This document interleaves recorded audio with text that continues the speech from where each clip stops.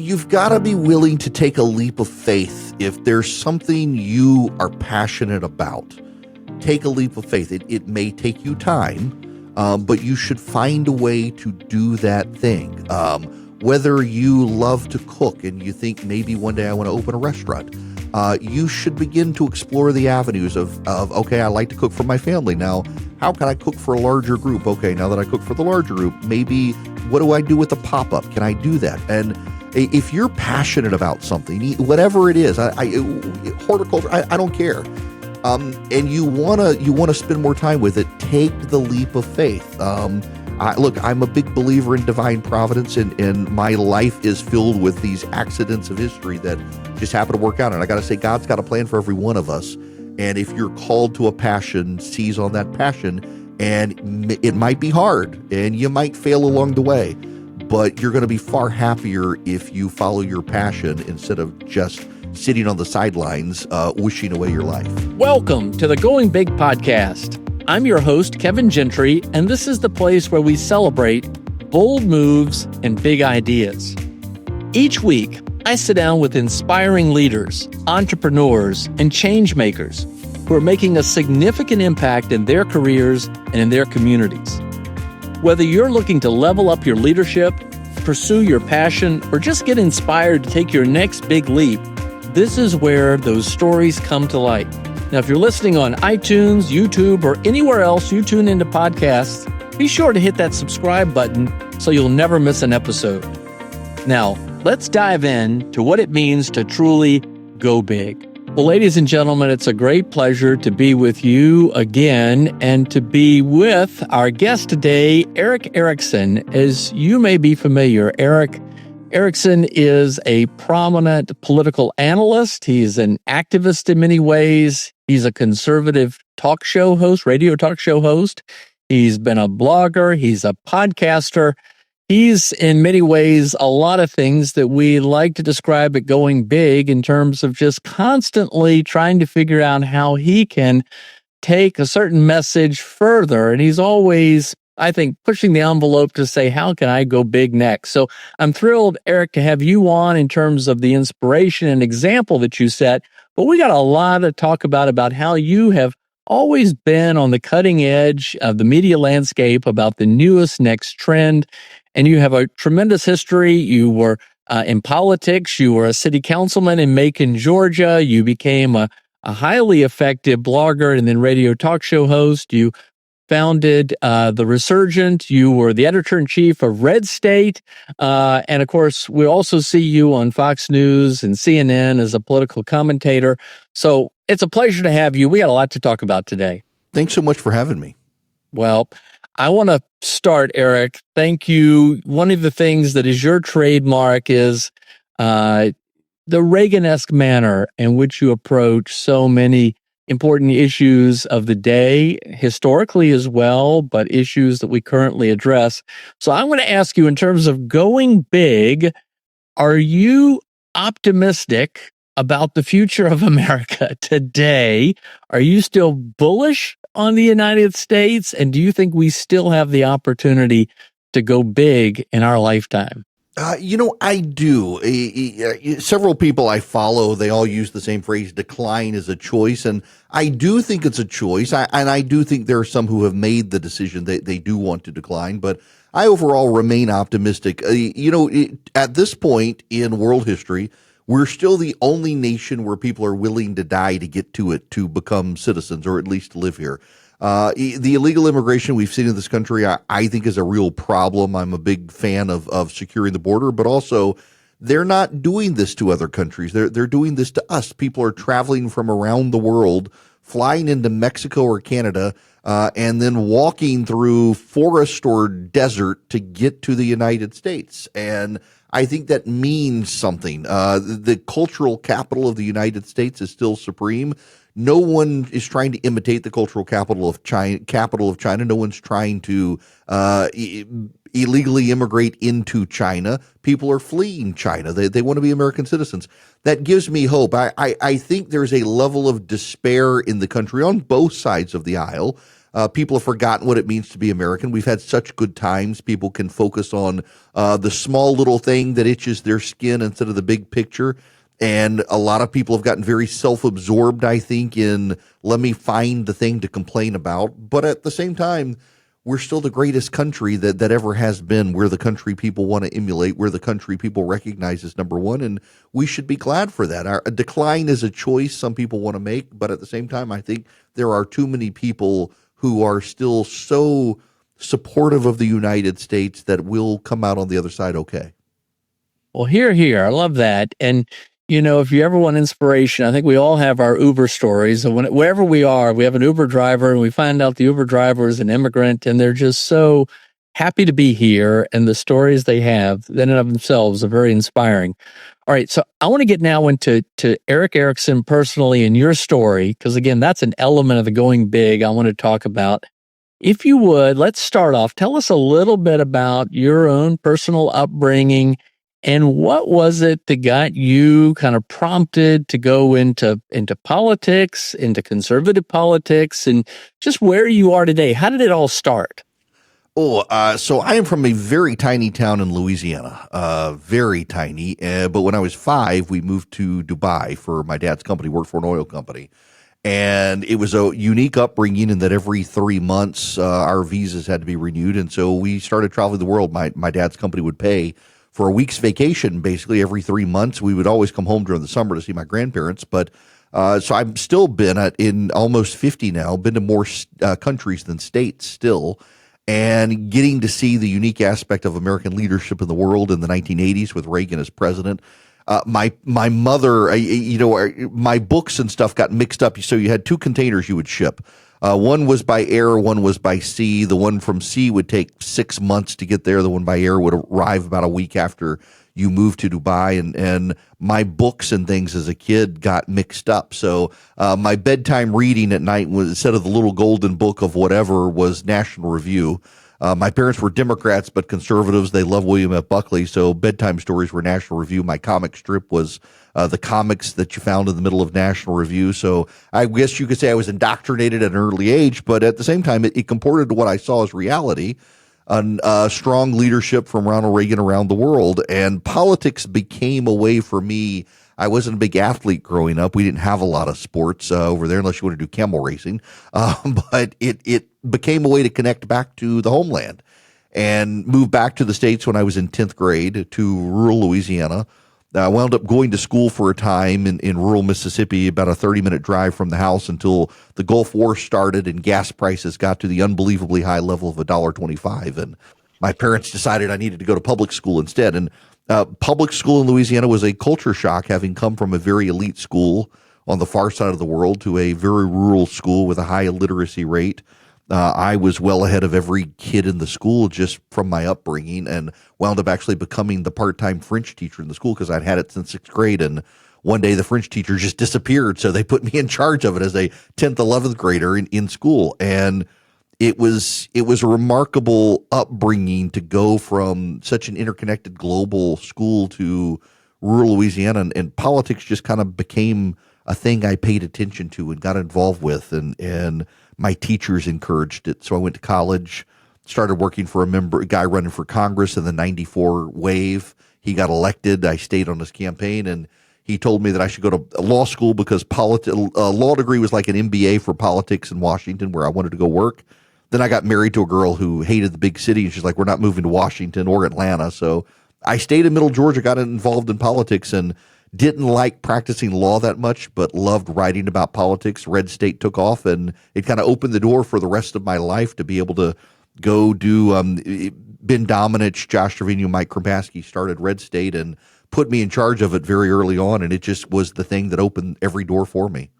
Wow, you're mentioning some great names. So what a fascinating story. And, this year we celebrate the 100th birthday of William F. Buckley. And Buckley was such an important influence on so many people, but it's some influential person, some political leader, maybe it was a teacher somebody could have, whatever it could be, really is so formative to a person's initial steps along the journey. Well, here's my next question related to that. So yeah, you took that route which many at that time did, and that is you could get involved and active in the campaign, but you went to law school. That was the route to take. But then as you got bored with it, whatever, but you started in the media space when it was changing a good bit. Tell me a little bit more about what took you into that beyond just that description you gave, and what were some of those days like then? And then I'll come back to you and ask you about 2009, 2010. So, I was always interested in politics. And when I was in law school, I was the only kid in my class who wanted to do election law. In fact, it was unheard of at the time.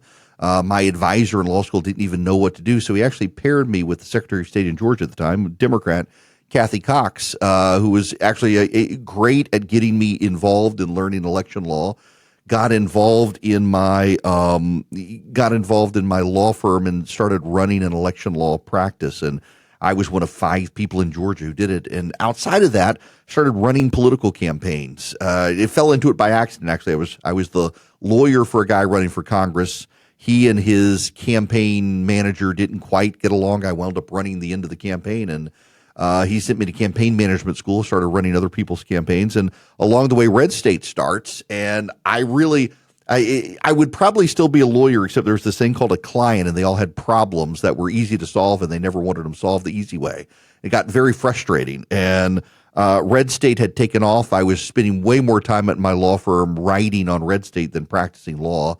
And you'll have to forgive the little bit of language here, but I had a partner at my law firm come in one day, close the door, and he said, "Do you know what the definition of a dumbass is?" And I said, "I have no idea." He said, You are. He said, "You hate practicing law. You love politics. Look at what RedState's doing. You need to figure out a way to get out of here and go do politics." And it was my eyes were open at the moment. And he said, when you leave, come back and run my campaign. I want to be a judge. And that friend of mine, I actually ran his campaign. He became a Superior Court judge in Georgia and is now the local federal judge. President Trump appointed him. But that was kind of my impetus. I need to go do something. So I took a job in Washington for a year at a trade association and had to write at RedState under a pseudonym for that time as the site was growing. And then after a year, we put up ads on RedState and started making more money than we ever expected. And I was able to just stay home in Georgia, not have to commute, and ran RedState. And along the way, Brent Bozell, the Media Research Center, was a friend, and he cornered me one day and he said, "Whatever you do, kid, don't move to Washington. You're going to lose your voice." And so I made a conscious decision based on my conversation with Brent Bozell to stay in Middle Georgia and try to be a conservative voice from the heartland and position myself as such instead of trying to move inside the Beltway and being a Beltway insider, which I never really wanted to do to begin with. And it really, God is providential, and he opened these doors for me. And RedState just took off with Republicans in Congress. We positioned ourselves as conservatives, and we weren't party apologists. We were conservatives, and that's who I was. And we were conservative activists. And so we would challenge the Bush administration. We knew we had something when the Bush administration set up an account at RedState to respond to our criticisms. And ultimately, I got invited up to the White House to meet people at the White House, met Tony Snow when he was press secretary and others, and realized, we're a confrontational voice with Republican power, but also we're credible now. We have an audience that listens to our takes, and realized we had hit on something and found the sweet spot in Republican politics of being authentically conservatives on the inside of the tribe, willing to criticize the tribe from the inside, and it mattered to people. Well, this is great, and you've hit on a number of things. First of all, you do hear often in political activism that you fall into different areas.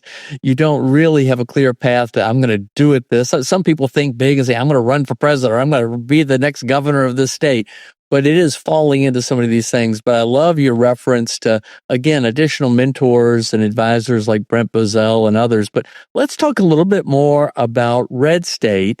So in 2009, 2010, we were at this moment. You can talk about what was going on in the country then. but it was similar to what you described earlier with respect to 1994. We have these key moments where there's just a lot of passionate electricity among people rising up over concerns about different things. But the Washington Post described RedState as a highly influential voice, and you'd gone from like 500 email subscribers to over 70,000. Tell us a little bit about that, because it certainly speaks to your increasing effectiveness and louder voice. But what was going on? Help us understand. So I had struck up a friendship with Rush Limbaugh as RedState rose. He started referencing us in 2004. And at some point in having conversations with him and really liking talk radio, this is well before I was in talk radio, I thought, one of the things I should do is maybe send out an email in the mornings from RedState of all the things that really conservatives need to pay attention to, call it the morning briefing. And honestly, so by then Eagle Publishing had purchased us, and I had access to their email system and just started sending emails out. I didn't tell them I was doing it. And then I started adding local radio show hosts, program directors around the country who are conservatives. And next thing I know, local radio stations are talking about RedState.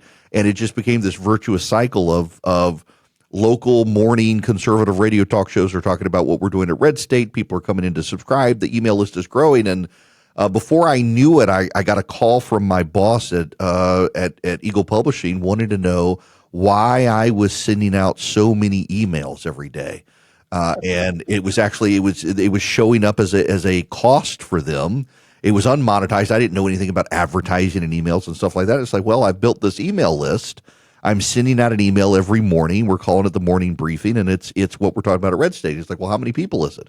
It's like 70,000 people. And they were just floored that, literally I had started with 500 people, and it was about a year it hit 50,000, and then another year it went from 50 to 70.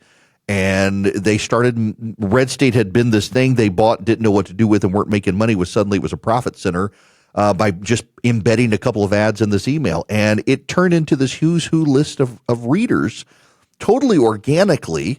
You had this Speaker of the House was reading it, the head of the Republican Study Committee. And I knew at some point that we were really latching on to a movement, because I got a package in the mail at my house. It was a copy of Russell Kirk's The Conservative Mind, and there was a note on the inside of it said, if you're going to be a leader of the conservative movement, you need to understand what the conservative movement means. Kind regards, Mike Pence. And wow. I was like, we've latched on to something here. And it kind of exploded from there. And it was just me realizing that this is the rise of the Tea Party movement. People are looking for ways to connect online and find out what's going on. And me in Macon, Georgia, I guess it was kind of a safe thing. People in Washington could call me knowing I wasn't in Washington, D.C. They could tell me what was going on, and I could relay it to people. I had the trust of these people in D.C. I wasn't saying who it was, and built a reputation for being able to, from my home in Macon, Georgia, sitting on the couch, be able to convey to people across the country what was really happening in Washington. Well, what a fascinating story, because having now, been sort of a spectator or, a different part of that effort at the time, RedState was everywhere. RedState was being talked about. So now I know the backstory. This is great. And there's certainly something to be said for being a consistent, principled voice. And I want to come back to that. Love your point about just staying in the heartland. So as a result of your success at RedState, you became a sought-after political commentator. Suddenly we were seeing you on Fox and CNN and other places. And then you became a radio talk show host. How did that happen? So in 2009, so I guess I should back up. So in 2004, RedState has taken off now. There are no community blogs on the right. There's Daily Coast and several others on the left where they have a leadership voice of writers, but then anyone in the community can chime in. Good stuff gets put on the front page. And so Mike, Ben, and Josh, when they started RedState, that explicitly was them. They wanted a community blog with a roster of regular writers and then a diary section that any conservative could go write on. And they started it. And so in 2004, MSNBC had not really consciously moved to the left yet. They were clearly headed there, but they weren't. Joe Trippi had left the Howard Dean campaign. It had imploded. He had the rise of the grassroots and blogger movement. MSNBC had hired him, and he decided they wanted to blog the election in 2004. So at RedState, I was the only one who wasn't involved in a government job or practice, and so they told me, go to New York and be our guy. So I was the one conservative, three liberals and me at MSNBC, me from the right. And right after 2004, they made the conscious decision they're headed to the left. So they stopped talking to me. Never heard anything again, didn't do anything. Had occasional show up on Fox News. In 2009, a lady calls me out of the blue. I don't even know how she had my number, and said she had been the person who set that up at MSNBC with Joe Trippi. She's now at CNN. They're launching a new show with John King, and they wanted to find a heartland conservative, someone not from D.C., to kind of be a voice of conservatives. Did I want to do it? And I was like, yeah, that would be fantastic. So I started it on TV first, where so many people go from TV and radio to blogs. I started on a blog, went to CNN, and then in 2010, while at CNN, very just providential, fortuitous, whatever, local radio show host here in Macon, Georgia, got arrested in a crack house, literally. Now, he was high as a kite, not on crack, apparently marijuana, doing a rap label. And the local radio station called and said, you're on CNN, you run RedState, any interest in doing talk radio? I had none. But I was like, you know what? Rush was a friend, and he was like, just give it a shot. So I did 2 days on talk radio, 6 a.m. to 9 a.m. Now, Kevin, you should know I'm not a morning person to this day. I would rather stay up until 3 a.m. working and then sleep till noon than have to get up at 3 o'clock in the morning to do a 6 to 9 a.m. radio show. But I did it for 3 days. And at the end of the 3 days, they fired the guy, and they asked if I would keep going. So I did it for 3 months. Wow. I didn't get paid. Actually, I got paid. It was an expired gift certificate to Outback Steakhouse. That was my payment. 3 months. But while this was happening, Herman Cain had decided he wanted to run for president.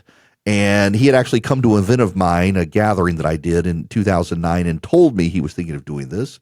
And to be clear, at that time, he was a prominent radio talk show host. He was a prominent radio show host on WSB Radio in Atlanta. It's the largest talk station in the country. It was back then. Herman told me this might be coming. And so the president of the Cox Media Group, as I understand it, was driving from Atlanta to Orlando through Macon, Georgia, where I was on the radio, heard me and thought it was my radio show, called his head of talent and said, here's the guy to replace Herman. They reached out to me about doing a weekend show, and I said no. I mean, I'm doing CNN. I'm on RedState. It's by then I'm on city council as well in Macon, and it's like this is too much. I can't. So then he called back and said, actually, we want you to replace Herman, and they had no idea it wasn't my show. In fact, they reached out to a number of people, including Rush Limbaugh, who told them, absolute radio professional, you should hire him. They didn't know I wasn't a radio guy until after they hired me, signed the contract, and started radio January 11th of 2011. And only then did they know that I actually don't even know how to control a radio board. To this day, I don't know how to control a radio board. All I know how to do is talk. Wow. Well, Eric, as I said at the outset, you've always been on the cusp of new media trends. And so, if people are not familiar with the sort of history of blogs and history of talk radio and things, this may not sound as easy to comprehend, but you were there at each of these steps along the way.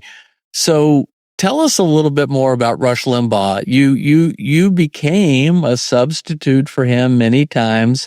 If you would, tell us a little bit about Rush as perhaps a friend or a mentor, and also comment, if you would, about his role in American media, not much less to say what he did with respect to the American conservative movement, American politics, and the history of the country at that moment. So, he was a real friend of mine. In fact, I actually didn't know until a couple of months ago. I was doing an event with James Golden, who everybody knows as Bo Snerdley, his longtime call screener and producer. I did not know that my relationship with Rush was as unique as it was among his guest hosts. We had a very long friendship. I very first time I ever emailed him was in 2004 when he mentioned RedState, he mentioned me, and started emailing back and forth. And then he spoke at CPAC one year. We got together in person. When I would go down to Palm Beach for events, we would connect down in Palm Beach. And when I got in radio, he literally, like, I didn't know if I really wanted to do radio, and he was very adamant he would never talk to me again if I didn't do radio. He had gone to bat, told him I could do it, I needed to do it, and was a real mentor. I could email him, text him day and night, and get a response on how do I do this, what should I do. And he was very good at recognizing the rise of conservative blogs. And as a lot of people on the right, the Wall Street Journal and others were very hesitant to embrace right-wing bloggers, Rush was at the forefront. He, in his stack of stuff every day, he had links of places he would read, and more it was blogs. Powerline, RedState, the Corner at National Review. He was willing to embrace no-name conservative writers across the country, and then elevate us into positions, and got me on radio, and then let me start guest hosting for him, which in and of itself was just a wild ride to be able to do. But he elevated conservatism. He recognized that his job, in fact, early on, he told me, my job was not to save the world, and it was not to advance conservatism. My job was to entertain.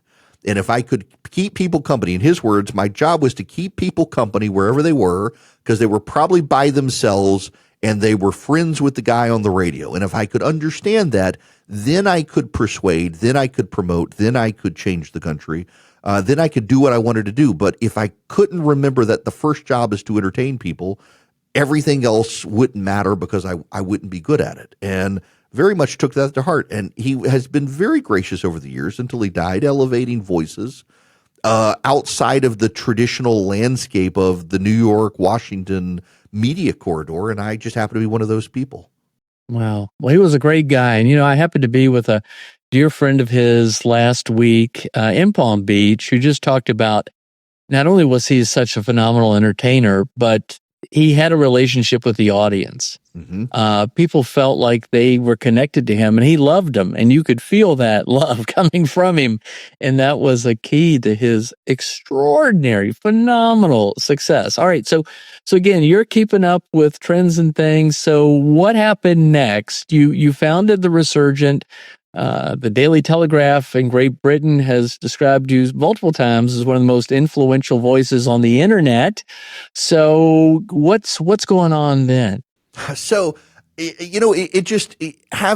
was at RedState for the editor for 10 years. And over the course of that time, we started doing our gathering every year, where we would bring conservative leaders together with the grassroots to connect on stage.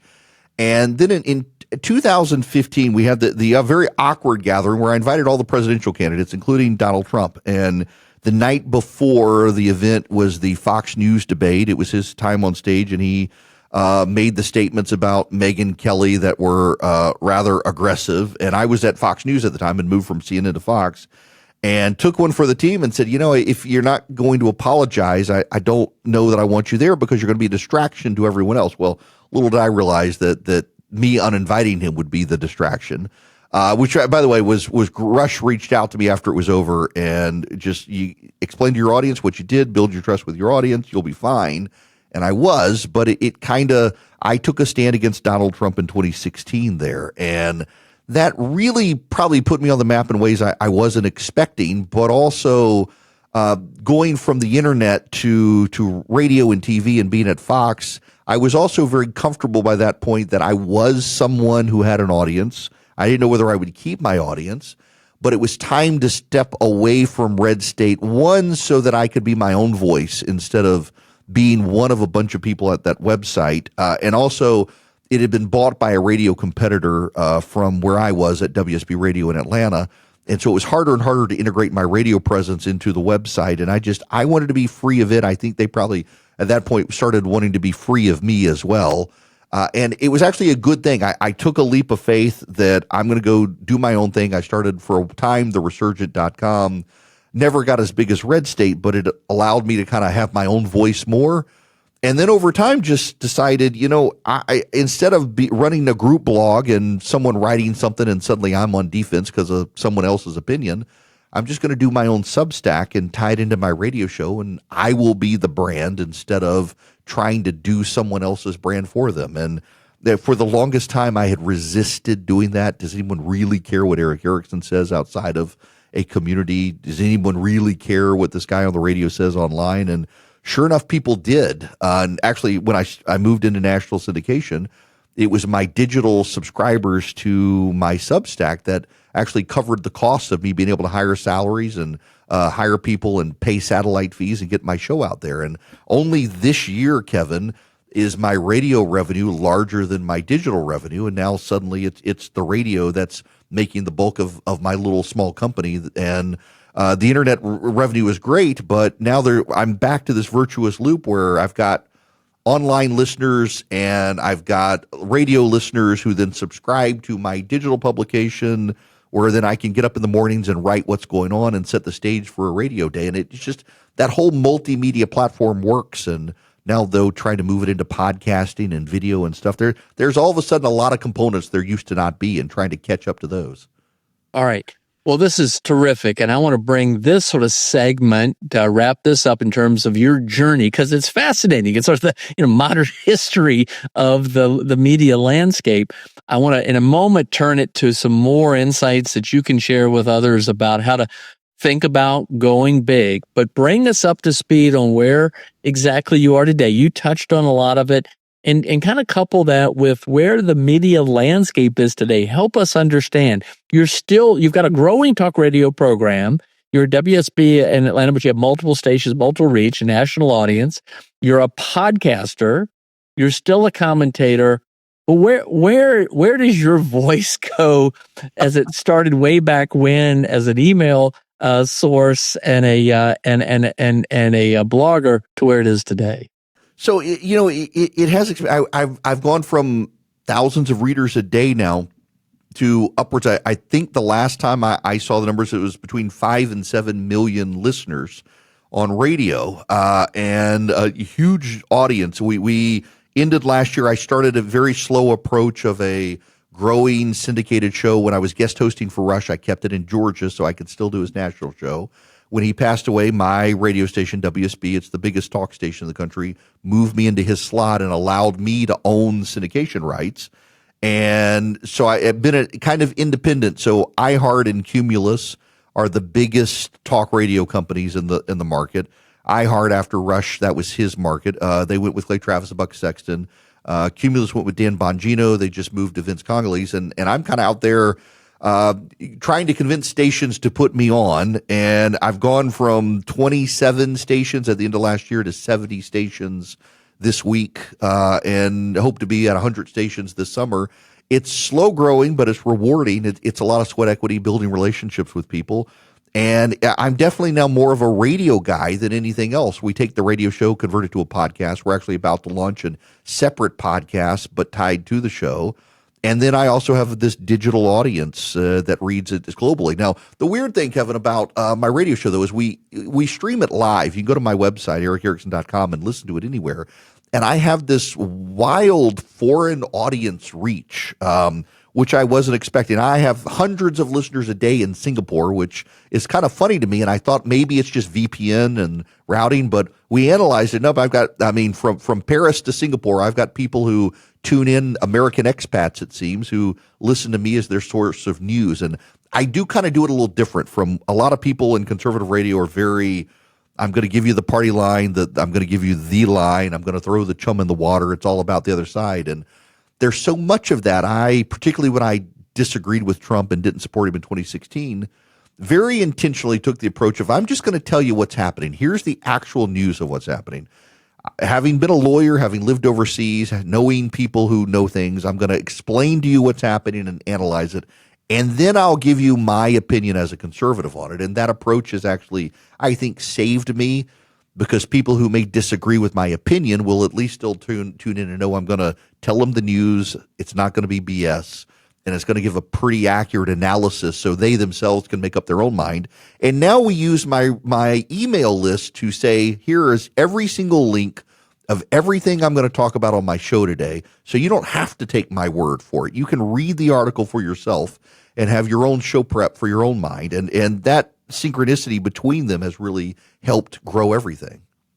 Well, at a time when trust in the media is just plummeting, you remain a respected and trusted voice, and good for you. I mean, that speaks to the strength of your brand, and that we know that that's how brands are built, with they're trusted and admired and respected. So good for you. So last question on this particular subject.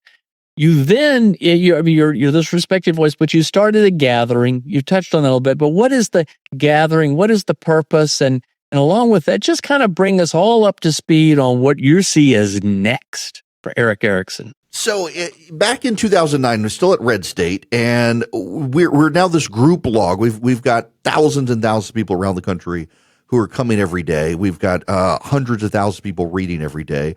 So I put up a post one day on the front page and said, hey, we've been doing this since 2004. We all know each other online. Who wants to come grab a beer in Atlanta? And shockingly, like 700 people said yes. And I was like, oh, this is bad. So my buddy Caleb Howe, who's now over at Mediaite, he was my number 2 at RedState and had thankfully been an event planner. He's like, we got to do something. So we put together this event in Atlanta. We didn't even tell the bosses until I needed a credit card number to reserve a hotel space. And we found people to help underwrite the cost of it. And we invited some people that we had been rooting for who were not in elected office at the time, who were running for elected office. Maybe they had been elected at one time. And so we invited a guy from Florida who was running for the Senate named Marco Rubio. We invited a state representative from South Carolina who was running for governor named Nikki Haley. We invited another guy from Texas who was thinking about getting in a Senate race. His name was Ted Cruz. And so our very first gathering, we had Ted Cruz, Marco Rubio, Nikki Haley. We had Liz Cheney, Pat Toomey, who was running for the Senate at the time from Pennsylvania. And we had like 500 people show up. And we kept the cost really, really low for the grassroots. Well, the next year we did it, and we moved it to Austin, Texas. And Rick Perry turned out to have been a reader of the site. Had no idea. Found out we were going to do it in Austin, Texas. Said, hey, you want me to do a get-together and welcome people to Austin, and I'll come play a role? I was like, absolutely. And so that in 2010 was actually, we invited Herman Cain, and he whispered in my ear and said, I think I'm going to run for president. So I knew before Cox Media Group knew, and when they asked me to replace him. So then in 2011, we did it in Charleston, South Carolina. Nikki Haley helped us put it together in Charleston, and Rick Perry came, announced he was running for president. And it just it took on a life of its own. And when I left, it all kind of fell apart and realized it was, I hate to say it this way, and it sounds very arrogant to say, but it was kind of flattering that when I left, it wasn't sustainable because they were all coming because I invited them. And when I got into radio and started growing in radio, we started doing it again until COVID intervened. And my producer was helping me put it together. And was so frustrated. He's like, I can call and say, I'm calling from the Erick Erickson show. We'd like you to come. And they won't respond. But if you'll call and ask them, they'll show up. And we picked it back up. We started doing it again. We've done it the last several years. We invited all the presidential candidates again. And it's just a way to bring the grassroots. I mean, we keep the ticket, Kevin. You know what some of these major conferences are. We never charge more than $99 because the grassroots should have a cheap conference to be able to come to and see the future leaders of America. And we find great sponsors. We partnered with Americans for Prosperity. Meta has been a sponsor of it. A lot of great groups in Washington and around the country have just helped us do an accessible conference for the grassroots. And it has taken on a life of its own. Now, this year, we're going to do it a little different. We're going to do small ones around the country because we just don't have the bandwidth for a massive conference this year with radio growing like it is. And it's a way to get out and meet our radio audience now around the country. So if somebody listening wants to attend a gathering event, how can they find out about it? If they go to ericerickson.com, we haven't started advertising them yet. We're going to start doing that probably in another month. But we're going to go to, for example, we'll go to North Carolina, Southern Pines and Pinehurst area. We'll be in Kansas City. We'll go back to Oklahoma. We're now on the radio out in Sacramento, California. So we'll go out there, and then we've got several in Florida. So we're in the verge of locking those down and finding the speakers and just working with our radio affiliates now. Radio is an odd economy now. It's not doing great. And what I'm finding is I can tell radio stations, you know what, we'll show up. I'll use my street cred to get people and put me on the air. We'll bring your audience in and we'll take care of all the costs so you can do an event and monetize it without having to worry about covering my costs. And that's starting to work as a model moving forward to help local radio stations kind of rebuild their audience. All right. Well, let's bring it forward to the modern day. Erick, you touched on, I'm so glad you even mentioned challenging the Bush administration. I remember back in the early 2000s, I was at the Mercator Center at George Mason University, and Tyler Cowan, our general director, wrote a piece critical of Bush spending. And a lot of people reacted very negatively to it, like, why are you attacking President Bush? And went to Tyler, I'm like, this is really controversial. He says, yeah, but it's the right thing. And now looking back, well, like, yeah, spending did explode there. Somebody needed to stand up and do it. And just frankly, as you did, respectfully, the way you challenged then Donald Trump as a candidate back in 2015, 2016. Thank you for doing that. You do have to call balls and strikes. And frankly, not enough people are doing that today. So just give us your sense on things today. I know that there's a lot of policy that's coming out of this new administration that you and I would probably agree with. Certainly in terms of deregulating the massive regulatory state or extending the tax cuts or some of the other efforts to cut spending, but to cut the size and scope of the federal government. But on the other hand, tariffs give us a lot of heartburn. Where are you on all that, and how do you speak to audiences about this? It's harder and harder to do. And in fact, there have been a number of radio stations that have declined to take my show now because they perceive me as not being sufficiently MAGA. And it puts me at a disadvantage, but I think long-term it pays off because I'm the same guy that I was challenging the Bush administration. People are way more defensive now. Partisan politics is more tribal than it was back then. And people don't like anyone on the inside criticizing from the inside. It's a sign of disloyalty. But I think you've got to. And the reason that I think this goes back to 2005, 2006. In 2005 and 2006, Bush was president. The Republicans control Congress. And I was at RedState very, very critical of the behaviors of the Republicans in Congress, the out-of-control spending, Bush's immigration plan, and his willingness in his gut reaction to put Harriet Miers on the Supreme Court, which ultimately got killed. In fact, I played a role in killing that. I was the guy who reported she'd given money to Al Gore the morning her nomination came out, thanks to a well-placed White House source who made sure I knew. And I just, even now, I'm like, if the voters are going to hold us accountable, if we don't clean up our own side, if we don't offer sound policy, if we don't protect the interests we claim to protect. So now here I am on the radio, 2025. I didn't support Trump in 2016. I did in 2020, in 2024. In fact, the people who tell me I've got Trump derangement syndrome or I'm anti-Trump, I find I've given him way more money than any of them have. But yeah, there are things I don't like. I think tariffs are a terrible idea. I think economically, historically, it's never turned out great. I don't think this is going to be any different. And I think being someone on my side who values intellectual honesty, I've got an obligation to stand up and tell my listeners and readers, I like so much of what he's doing. I want him to continue. And I'm afraid that if he goes down this road further, this policy is going to cost him everything. This policy is going to enable Democrats to take back charge in Washington at a time they won't perceive that they've done anything wrong. They'll just double down on what they did that cost them the trust of the American public.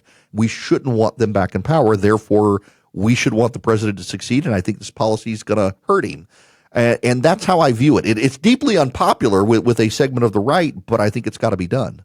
Well, I couldn't agree with you more, Erick, and thank you you've got a much bigger megaphone than I do, but thank you for speaking up in this regard. It's the right thing to do. We've been told since, we were children that honesty is the best policy. And I was talking to someone this morning who was, pretty knowledgeable. He said, what's so upsetting about the tariffs is 80% of the Republicans in the House and the Senate know the tariffs are a bad idea. They just won't speak up. And it's just mind-blowing. Oh, it's just so frustrating. Well, I got to say, it's one of the things that keeps me going on this is the amount of private encouragement I get from even people inside the White House who they know that people do pay attention to what I write and read, and that just being that voice out there saying this is a bad idea is helpful to them.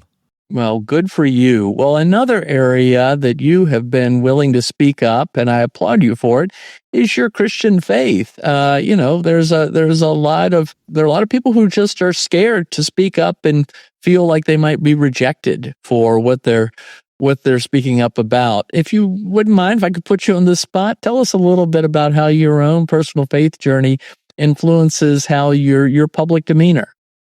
So, this one's kind of difficult to talk about. I was probably not a very good radio show host before 2016 when I really took a strong stand against Donald Trump. I'm a conservative, he's not. I can't support him. And in the spring of 2016, now let me back up and say, on my radio program, the very first year I started in 2011, I had never worked at a company in my life where you didn't have off on Good Friday. And I told them if I'm going to work on Good Friday, I'm going to do a show about Good Friday. They had no idea what that meant. And when they heard the show, the management of my radio company said, you cannot ever do this again. You're not a religious program. You're not on a religious station. You can't talk about faith on the radio. When they went to the office that Monday, everybody's voicemail had been filled up over the weekend, thanking them for the show, asking for a copy of the show. So now not only do I do a Good Friday show, they make me do a Christmas show as well. And the audience loves it. Radio stations across the country despise it. It's very on the nose, theological, for 3 hours on Good Friday. They don't like it. The audience loves it. And I finally decided that I have this platform. I should probably go to seminary because I started getting invited to preach on Sundays in churches, and it made me very uncomfortable. I could talk about my faith, but I didn't know the depth of it. So if I'm going to get asked to preach, I should go to seminary. Oddly, so I went to a Reformed Theological Seminary, RTS. They're headquartered in Mississippi. A lot of Presbyterians. I grew up Southern Baptist. I'm in a PCA Presbyterian church now. So I went there. They've got an Atlanta campus. When all these little independent churches found out I was at a Reformed seminary, they were like, maybe we don't want you in our pulpit. So rarely do I get a chance to preach, but I realize my show is my pulpit, and I am a Christian. It is who I am. I should talk about that. It is my worldview.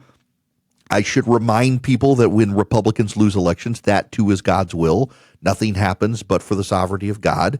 And as it has gone on now, I find it's a way to connect with an audience that may disagree with me about Donald Trump or another issue, but they also know that I have the position I have because of my faith, and so they respect that.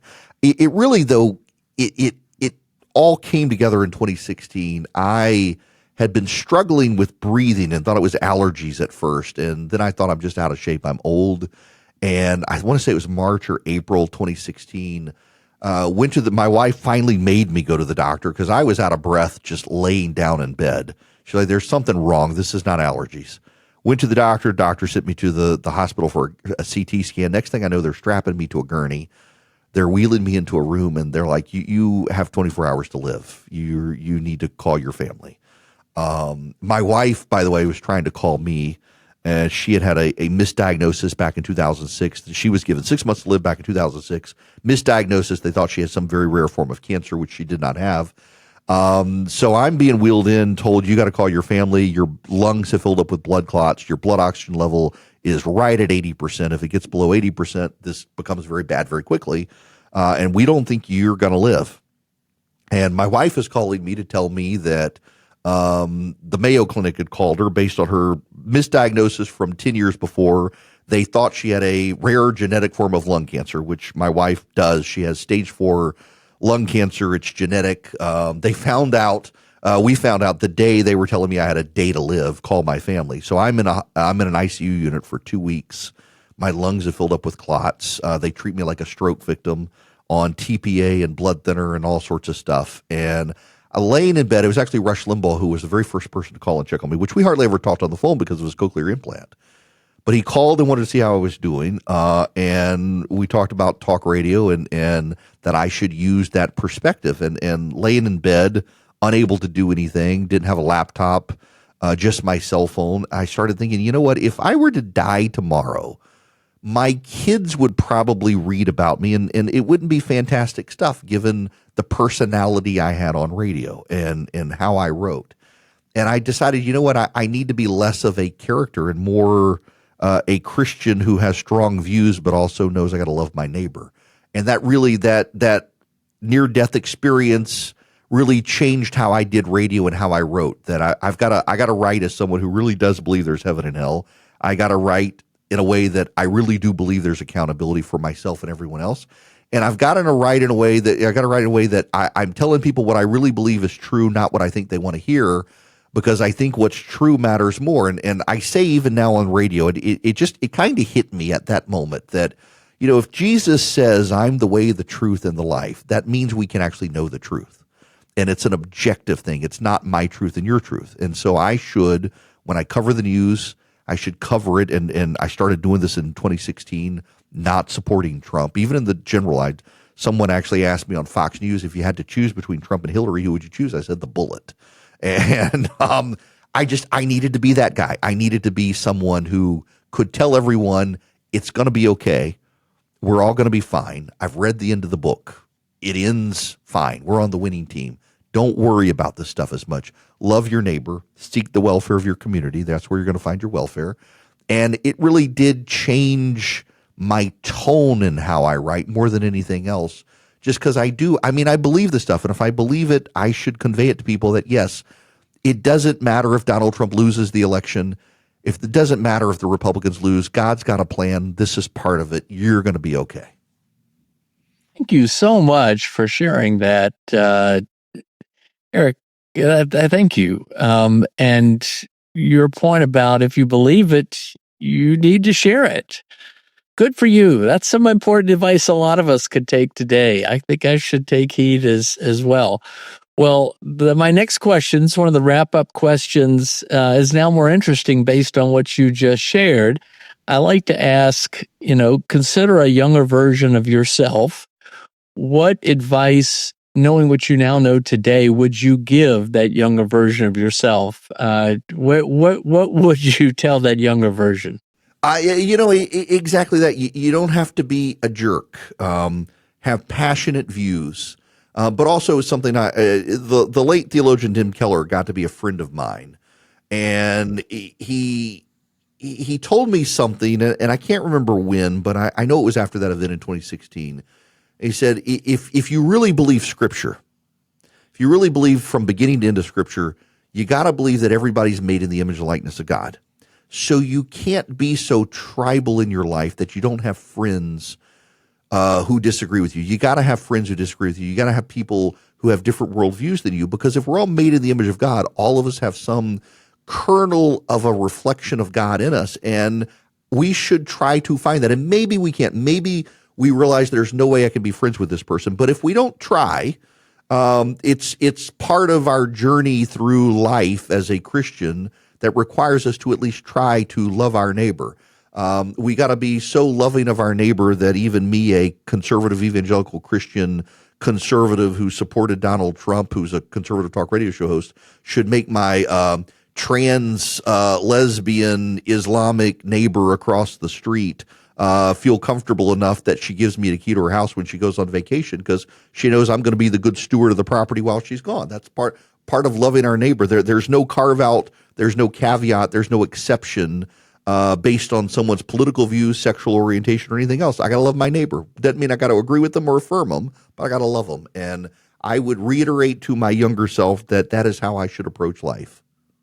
Well, Erick Erickson, if we judge you by the company you keep, you've mentioned some phenomenal friends, Mike Pence, Rush Limbaugh, Tim Keller, Herman Cain. That's pretty nice. Well, I got to say, the word my wife and I use all the time for my life is surreal. For our family, we never asked for this. I didn't seek it. It wasn't I was going to be a miserable lawyer in Middle Georgia, and it happened. And I've met presidents and prime ministers and all sorts of people. It's just been all from Macon, Georgia, where everyone told me I would never amount to anything if I didn't move to the big city, and I didn't. And it's just very, very surreal. And that's a big believer in providence. Well, with that said, Erick Erickson, close us out. What advice would you give to anyone listening, whether they're in Singapore or Paris, Texas, or Macon, Georgia, or Sacramento? What advice would you give to those listening about how they should think about going big in their life? You've got to be willing to take a leap of faith. If there's something you are passionate about, take a leap of faith. It may take you time, but you should find a way to do that thing.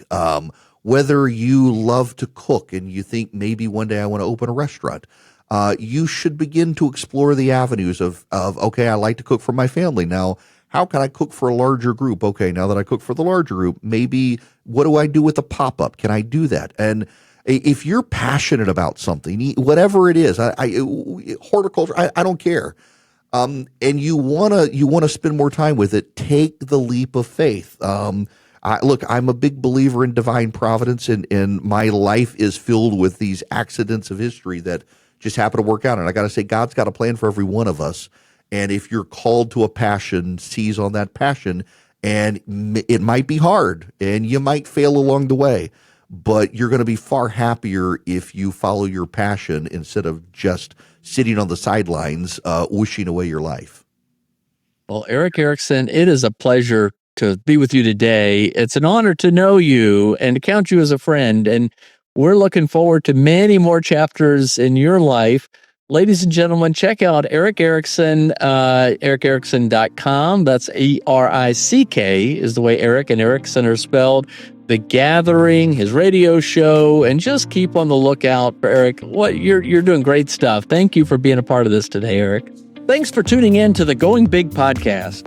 I hope today's conversation left you feeling energized and ready to tackle your biggest goals. Don't forget to subscribe and leave us a review on iTunes, YouTube, or wherever you listen to podcasts. It really helps spread the word, and it gets these inspiring stories out to more people. You can also find more content, resources, and updates at our website, goingbigpodcast.com. Remember, the only limits are the ones you don't challenge, the limits that you impose on yourself. Keep pushing, keep growing, and above all, keep going big. See you next time on the Going Big podcast.